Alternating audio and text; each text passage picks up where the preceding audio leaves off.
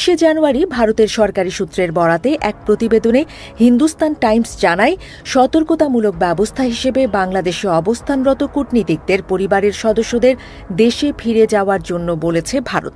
তবে এই সিদ্ধান্তের ফলে ভারত ও বাংলাদেশের মধ্যে কূটনৈতিক কার্যক্রমে কোনো প্রভাব পড়বে না বলেও দাবি করা হয়েছে।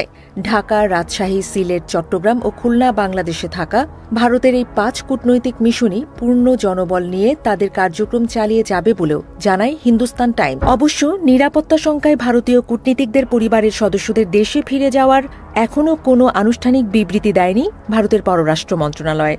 বাংলাদেশও আনুষ্ঠানিকভাবে কোনো প্রতিক্রিয়াই জানায়নি। তবে পাল্টা প্রতিক্রিয়ায় বাংলাদেশও ভারত থেকে নিজেদের কর্মকর্তাদের পরিবারের সদস্যদের ফিরিয়ে আনবে কিনা তাই প্রশ্ন উঠেছে। এমন প্রশ্নের জবাবে কোনো মন্তব্য করেনি পররাষ্ট্র মন্ত্রণালয়ের মুখপাত্র এস.এম. মাহবুবুল আলম। সাম্প্রতিক বিভিন্ন ইস্যুতে ভারতের সঙ্গে বাংলাদেশের সম্পর্ক একেবারে তলানিতে ঠেকেছে। কূটনৈতিক শিষ্টাচারে ও প্রতিবেশী সুলভ আচরণের পরিবর্তে বেশ আগ্রাসী আচরণ করছে ভারত। আর এ কারণেই একসময়ের এই বন্ধু রাষ্ট্রের সঙ্গে বাংলাদেশের সম্পর্ক তিক্ততায় রূপ নিয়েছে। ফলে দুই পক্ষের মধ্যে কূটনৈতিক সম্পর্কও ভেঙে পড়েছে। ঠিক এমন মুহূর্তে নিরাপত্তা পরিস্থিতির কারণে নিজেদের কূটনীতিকদের জন্য বাংলাদেশকে নন ফ্যামিলি পোস্টিং হিসেবে ঘোষণা করেছে ভারত। অর্থাৎ বাংলাদেশে থাকা কূটনীতিকদের পরিবারের সদস্যদের দেশে ফিরিয়ে নিচ্ছে নয়াদিল্লি। ভারতের এমন আচরণকে আবারও উস্কানি হিসেবেই দেখছেন বাংলাদেশের অনেকে। তবে এই পরিস্থিতিতে পাল্টা কোনো পদক্ষেপ নেওয়া থেকে বিরত থাকার পরামর্শ দিয়েছেন পররাষ্ট্রনীতি ও নিরাপত্তা বিশ্লেষকরা।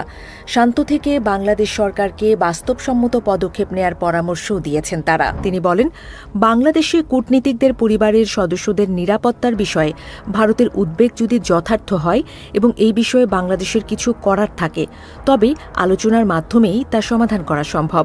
নিরাপত্তা ও গোয়েন্দা বিশ্লেষকরাও মনে করেন ভারতের এই সিদ্ধান্ত বাংলাদেশের জন্য কোনো ঝুঁকির কারণ নয়। তাদের মতে এই পদক্ষেপ ভারতের নিজস্ব নিরাপত্তা মূল্যায়নের ভিত্তিতেই নেওয়া হয়েছে।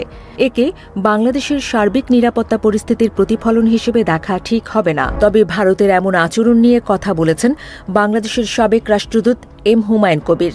ভারতের এমন পদক্ষেপকে পাত্তা না দিতে বাংলাদেশকে পরামর্শ দিয়েছেন তিনি। সাবেক এই রাষ্ট্রদূত বলেন, বাংলাদেশের উচিত তাড়াহুড়া করে কোনো প্রতিক্রিয়া দেখানো থেকে বিরত থাকা।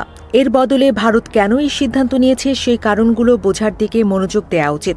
এই কূটনীতিকের মতে বাংলাদেশ এমন কোনো বিশেষ নিরাপত্তা ঝুঁকি লক্ষ্য করেনি যার জন্য পাল্টা একই ধরনের ব্যবস্থা নিতে হবে।